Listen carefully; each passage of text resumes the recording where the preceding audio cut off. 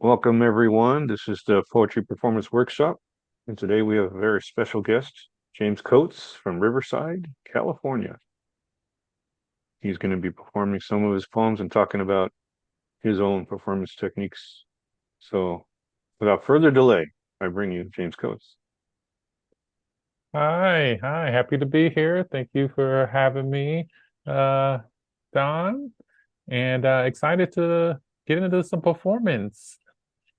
I've worked on a lot of new poetry, and I've also been studying a lot of performance from some really incredible poets. I went down to the LA Library for the festival they had to watch Elizabeth Acevedo perform.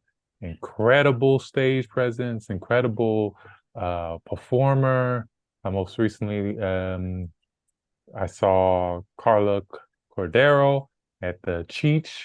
Again, just someone with background in the slam community and just being very uh, powerful with their performances. And so I've been trying to kind of absorb all that information and apply it myself. I've definitely been able to grow a little bit out of my shell from early Zoom days. Um, so we'll see if we can translate some of that into uh, a little bit of my work I have here. And so I'm gonna read you some poems. This is titled Once My Bed Was Springtime. Once my bed was springtime.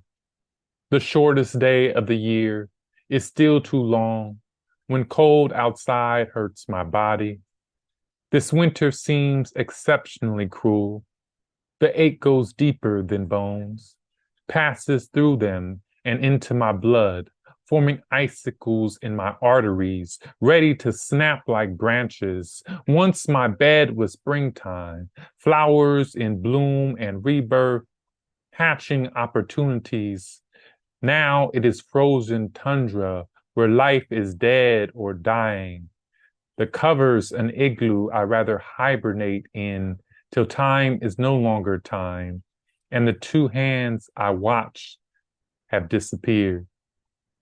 When the snow comes, it seems like it's the only thing that will ever come, blocking out the chance for sun or light, its warm yellow kiss on my skin. Once joy foamed like a heated spa. Today, memories are words that only travel as far as the tip of my tongue. The solstice is the shortest day of my longest season on the darkest of nights. Even stars withhold their dazzle. Only faith remains, confidently naive of something better after hope has witnessed its final morning. In peace. So yeah, that was once my bed was springtime. Last year was really cold. And I was looking for spring. Okay, I'm gonna share another one. Let's see. Okay. This is Ode to the Rose. We are both the same, born of concrete, two roses that arose despite the circumstances of our inception. You, the narrative poet that shaped my love of storytelling. Passion is a blessing or curse. It bleeds out of our skin like sweat, refusing to be trapped when our heart is the sun in our chest. Our soul is a star's inferno. All we want to do is shine, shed light into the world, illuminate the darkness, the places inside so our pain has nowhere to hide. You and I are both lovers, And all true lovers are also fighters, even if mostly fighting our own demons. They are the ones that know just how to torture us. While you carry the brash, headstrong, stubborn refusal to compromise, I admire that you were confident enough to speak out in a world that loves to take away that from young, gifted geniuses. I also know you, the celebrity, was not you, the person. When we wear masks for so long, we may forget when it is on and off. We care, sometimes too much. That is dangerous when people act the part so well, but actions have consequences, and the concrete does not forgive. It slurps up blood from bodies, from roses, from the sun, all the same. I wonder if you feared not being remembered like I do. Is that why you wrote so much, never expecting to live a long life? Still, you wouldn't let death stop you from living forever. I still hold your stardust in my lungs.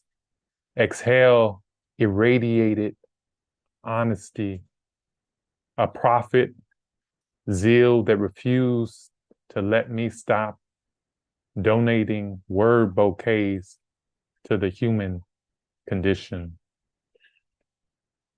So that was the ode to the rose. If you're familiar with the rose that grew from the concrete, um, also the artist known as Tupac Shakur. Let's see. We'll do one more here.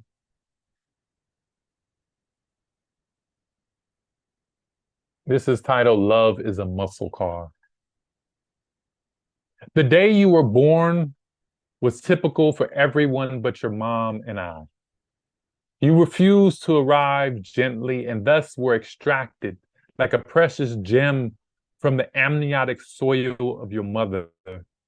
I watched the nurse bathe you, full head of slick charcoal rubber hair, while you test drove new lungs and vocal cords. Then I held you to my chest as you became the new battery pumping life into me. When I took you home swaddled in your car seat, I cringed from the jostle of every pothole the city hadn't fixed and snarled at each speeding car that passed us. The world was not safe enough to have you in it. No airbag or warning light could relive this novel fear that made me uncontrollably skittish. It was a day much like the previous ones, but I stood a changed man, a man now fueled by purpose, a father. Quickly, I learned this new life of sacrifice forges tough skin under the gauntlet of poopy diapers and the fire of high temperature fevers and the ever-present vigilance of operating under the pressure of sleep deprivation. Though trying this new role was, I will not pretend like all of it was not worth the work. The chance to pick out your white and blue overalls for your first day of preschool training, or how I pulled you in the little red wagon in the backyard for hours until your giggles fell asleep. And I can't forget about all the times I let you win in Mario Kart just to build your confidence. Then one morning I woke up and I did not find a boy in your bed. It was empty, and I was greeted in the kitchen by a young man wearing a face not dissimilar from my own. He held my keys and asked if he could drive us to school, and I realized how freeing transportation makes the world. We are coming to an end, not just of school years, but of his childhood. And all I want to do is hit the emergency brake. Life has sped by. The race is coming to a close. We will be moving into a new beginning, the era of leaving home to make a way of his own. I gave him my best directions, but this is a trip only he can make. I cannot help feel he will be leaving me behind. No, also, no driving me crazy with questions, no rushing through traffic to catch his band recital, no more tune up basketball drills before the big game. Time has worked its cruel magic and rusted all except the most important memories in my system. What I can't stop thinking about, though, is why they call it an empty nest when the child leaves. I'm still here at home, sitting in my solitude like a worn out clunker in the garage.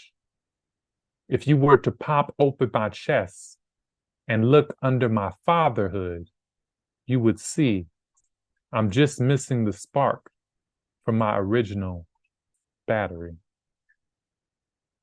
That's it. Yeah. Thank you. Well, I'm gonna say a couple of things first, then I'll open it up to Mark too.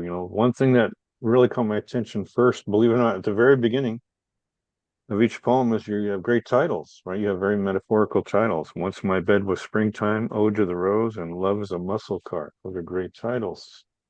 Those are great attention getters when you're going to be performing a poem, right? Instead of a poem just called Blue. And and then there were so many great lines in there. I mean, Mark was having a field day pointing out some of your great lines. So that again really shone through in the performance. Um, and I'll even be so daring as to say you saved your best poem for last. That was a phenomenal poem, that third poem. What do you think, Mark?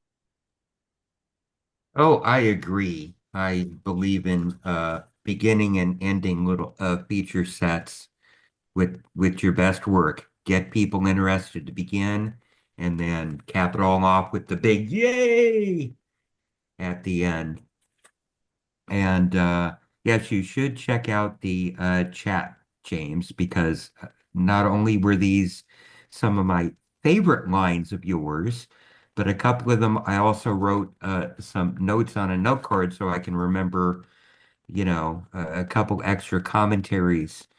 Um, I wish some of the other regulars were here because there was a certain deliberateness and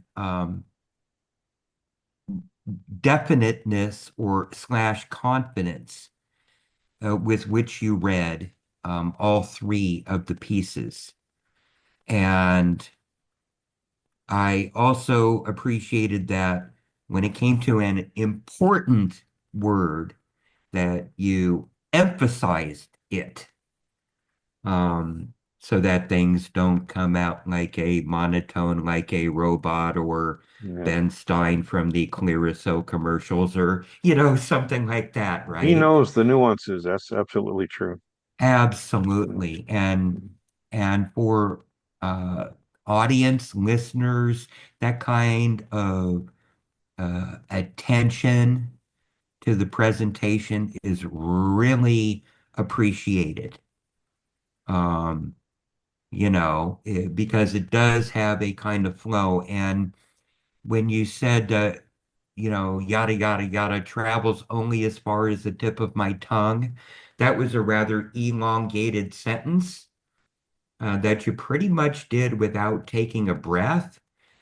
And yet it still had a kind of cadence, uh, like a pep in the step. Mm. And I really enjoyed that. I really did.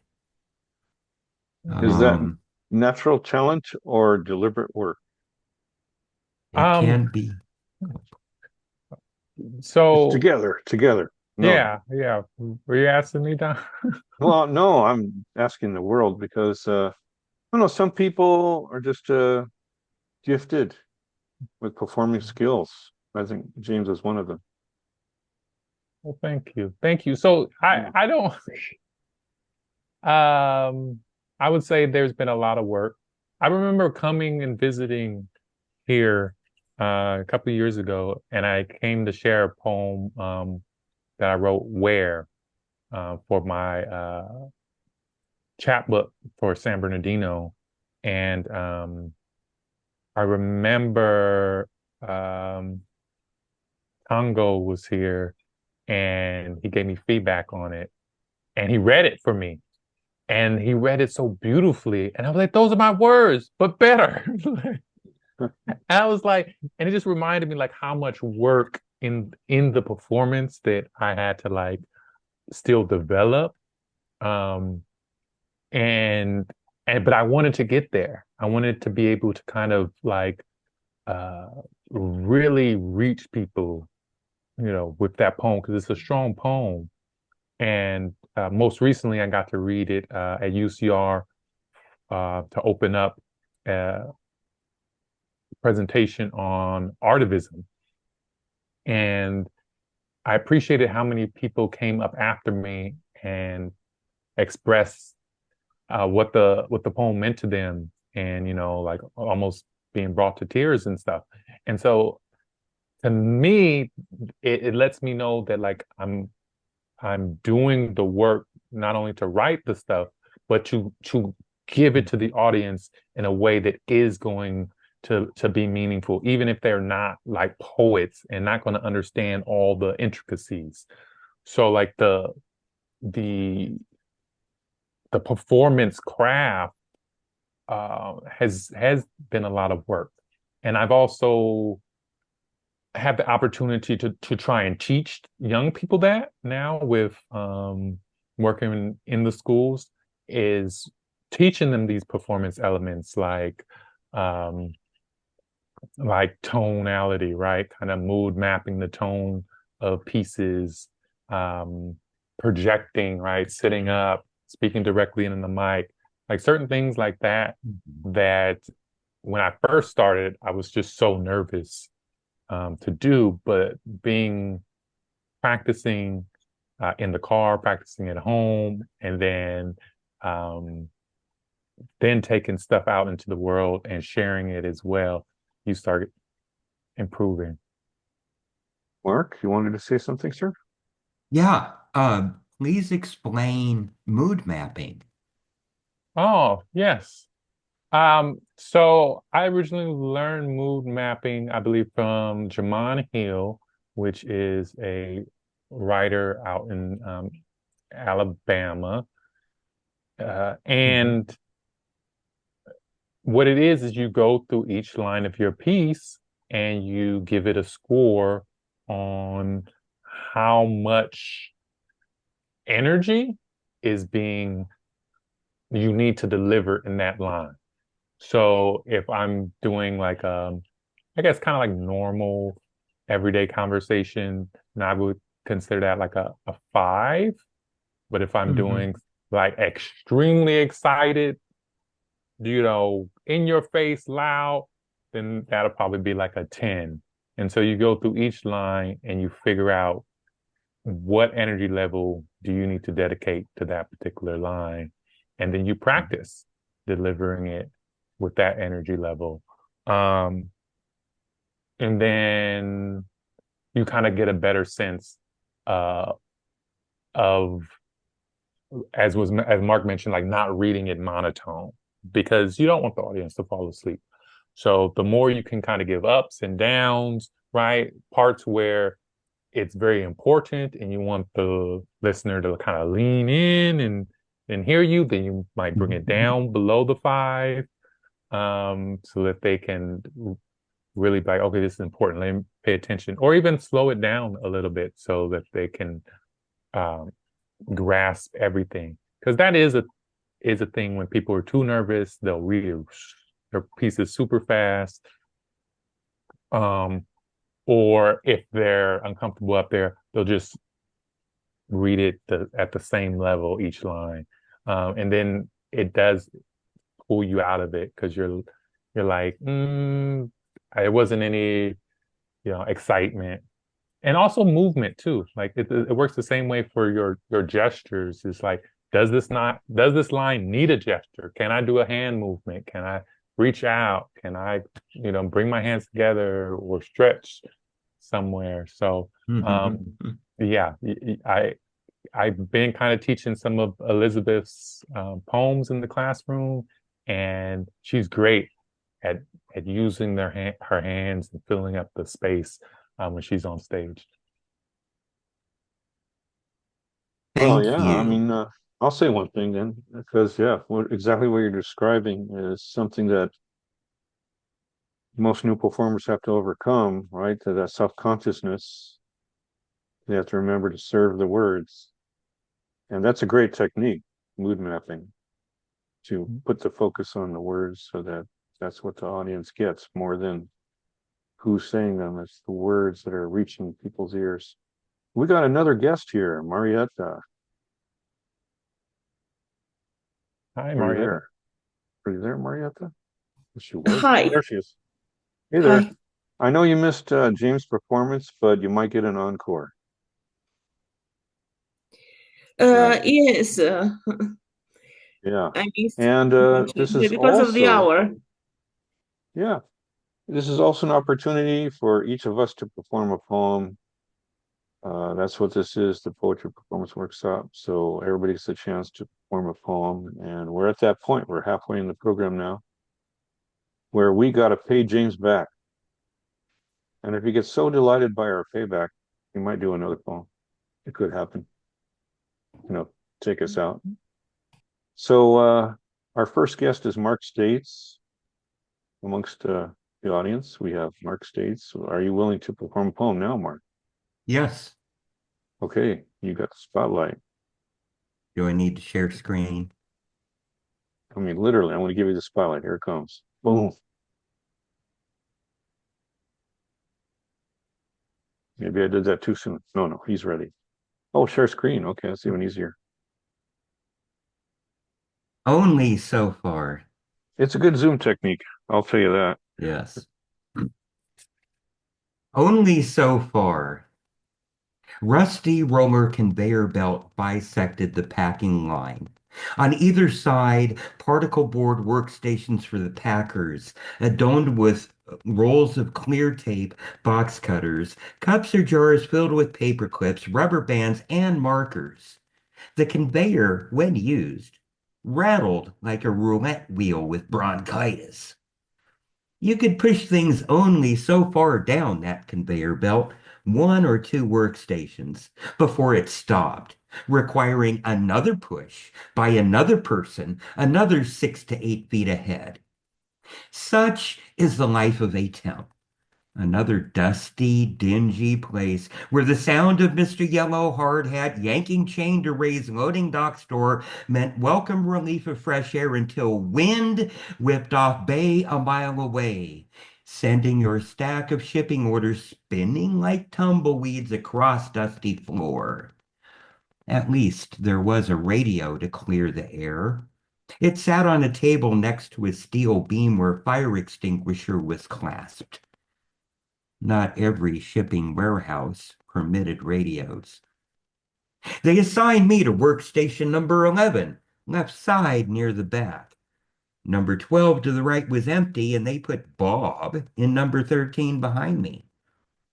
He would be described as Pillsbury Doughboy, except for his tan surplus Army store uniform, the canteen he drank from, an open carry knife a half-inch short of the legal blade length limit. You could push things only so far with Bob. Even borrowing a marker from his workstation resulted in unbridled shouting and brandishing a blade, yet somehow my calm demeanor and polite request to stand down, Mr. Wharf, tamed Bob. Under normal grumpy circumstances, one corny pun from me was enough to disarm Bob and make him blush. So, yeah, go ahead. Call me Bob Whisperer. The packing crew sure did. We learned more than just the rolling conveyor bisected the room.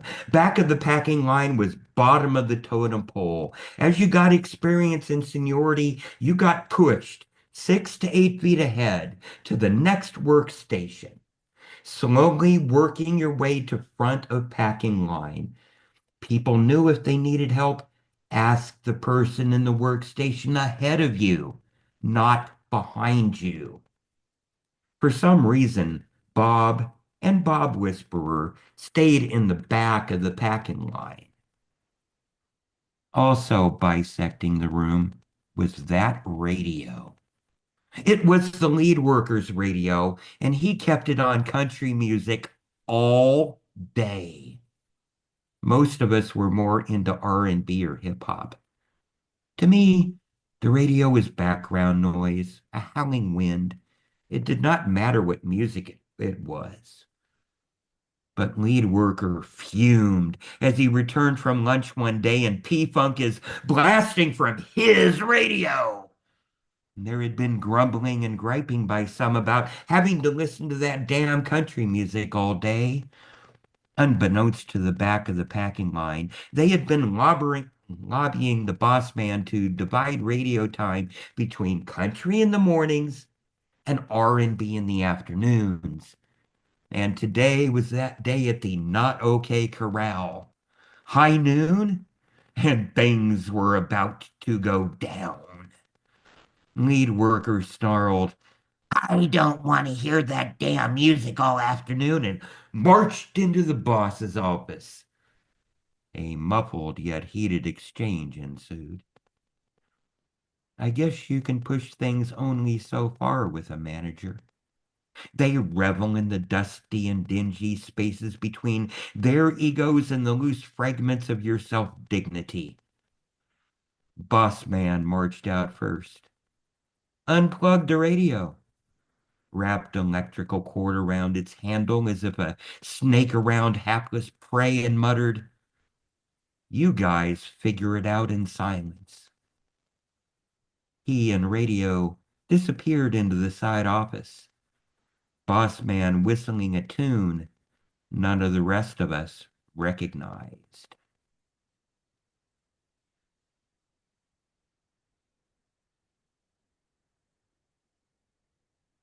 Oh, okay. You were sharing. Someone asked you to unshare. There we Unshare. go. Now we can see you. Okay. All right. Back to the gallery. Wow. Great job was always, Mark. And it was so interesting to see you're not only capitalizing some words for emphasis, but you also had some underlines. So that's another type of mapping, right? Yes. Would you call it that, or you have your own term? Uh, I don't remember my own term for it, but mood Okay. mapping is the It, phrase of today. So it's a it is good one. mood Yeah. mapping. Okay. And Marieta, did you have a poem you want to perform today?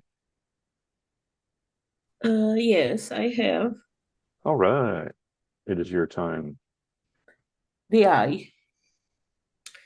A cosmic dimension liberated her from the confines of epistemic reasoning. Raindrops flowed down her oval window, sounding like ancient lachrymose songs. A feeling of regression. The window became a cosmic eye that shimmered in the bluish hue of the nascent stars that began to dissipate from their gist. Miscarriage, reminiscence, heavy heartedness. She knelt in front of omnipresent God. Old, awful words have been released from her tongue of love. Their significance have become obscured in the rhythm of the rain. A sense of mourning, despair, and indecision. The blue of the stars seemed to merge with this deepening sorrow, evoking a sensation of blindness. Fading away, Celtic knots and stony eyes. This is all.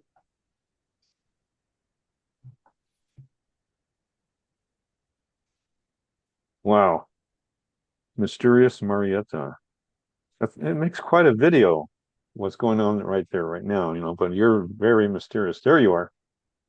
But I will say Uh, this, I it's think Mark's going to agree with midnight me. here and 40 minutes, and the lights are not quite Minor good for a inconvenience. camera. The poem got For across, and video. that's what I was going to ask Mark. She has a very good voice for this. Yes, Yeah. I mean, you read it with care.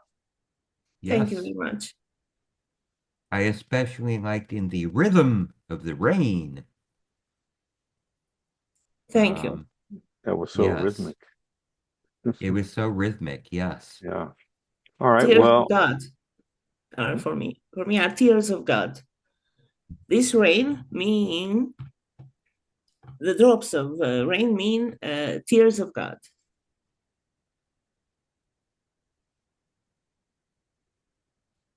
nice to hear. Okay, well, I'm going to flip things 360 here for mine. I always hear from people, yeah, it's all good. You got a long poem, great performance, peaceful. What happens when you have a short poem? What do you do then? So I just happen to have a short poem by my side, blurred out. Well, that's from the latest SoCal Steps, just arrived in the mail yesterday. And so, in keeping with the theme of steps, this poem is called Step Outside. And I don't know if you can see, but it's a short poem. Right. So I'm going to give it a go, see if I can make it a good performance.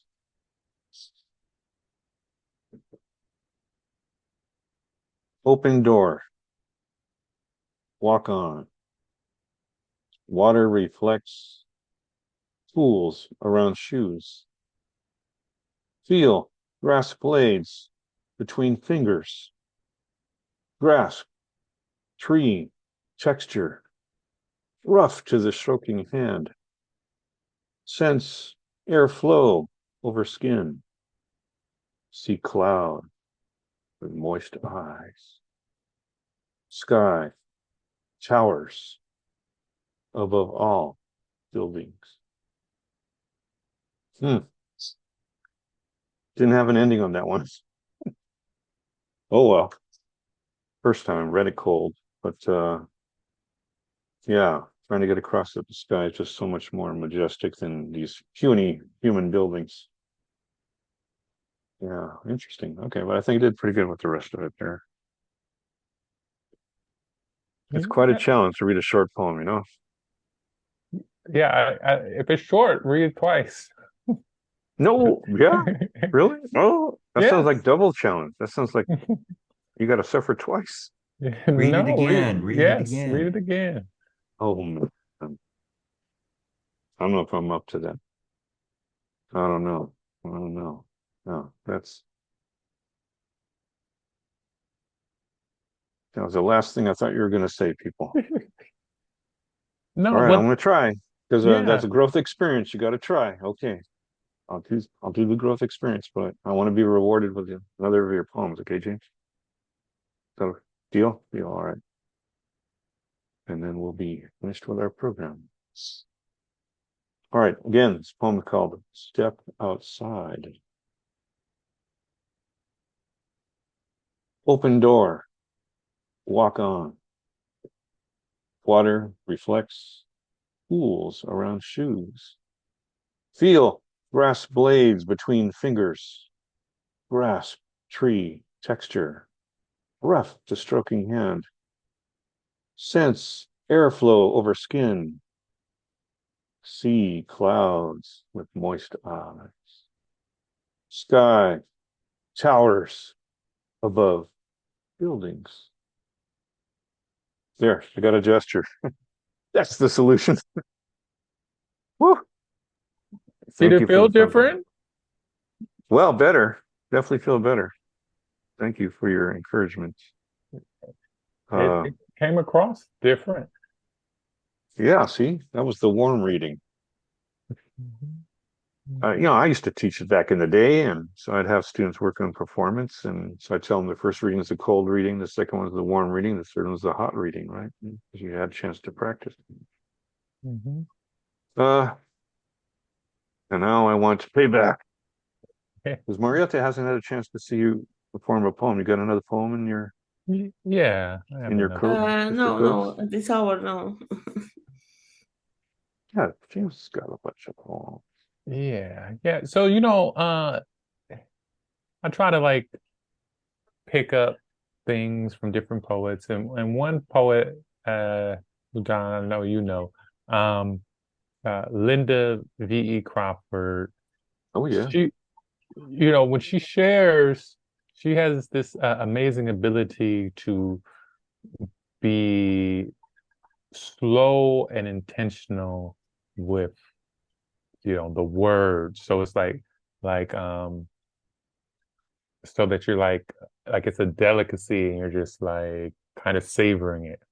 Um, and so sometimes I try to like pull from that when I share poems that are worthy of that kind of thing. So I'm gonna read this poem titled Milky Way Mornings. I will give it to you however you want to. Fly into outer space with no suit, shielded only by my intention. Memories of your voice, all I need for oxygen. I'm only there because you asked for a sun, and that's the only one in the sky. If you had asked for a ring, Jupiter better not fall asleep, because I'm taking that thing. I want to give it to you however you want it. And if you want to see stars, look in my eyes and come with me. I hear Andromeda is nice this time of year, and it doesn't matter how long it takes to get there. We have eons. Plus, our connection travels at the speed of love. Like when you think of kissing me, your lips pucker. And when I dream of touching you, your skin shudders. You are not the center of the universe, but the earth to my moon. I impress on you, faithfully swelling oceans deep in your body with each revolution. I will give it to you however you want it. I'd find a way to milk the Milky Way so you could start your day with the taste of sweet heaven in the morning latte. And when those intrusive thoughts raise questions of doubt about the amount I care, I want you to remember that my favorite thing for you to wear is the smile that comes from being loved right. Don't play with me, woman, because trust, I don't play about all the ways I want you.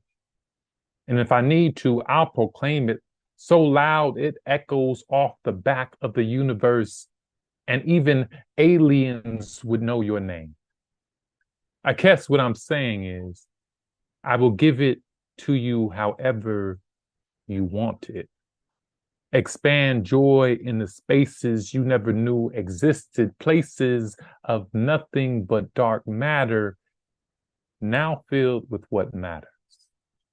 Light, a forming planet, the perfect conditions for life. That is, if you want it. In peace.